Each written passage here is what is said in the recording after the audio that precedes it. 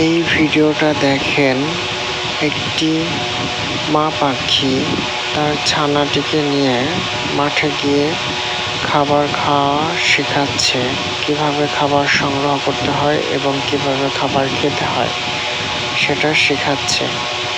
তো ভিডিওটি যদি ভালো লাগে চ্যানেলটি সাবস্ক্রাইব করে সাথে থাকবেন এরকম আরও নিত্য নতুন সুন্দর সুন্দর ভিডিও পেতে।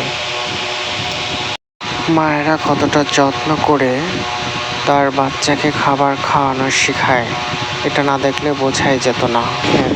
বাচ্চাটিকে কীভাবে কত সুন্দর করে খাবার খাওয়াচ্ছে পাখিটি, মা পাখিটি।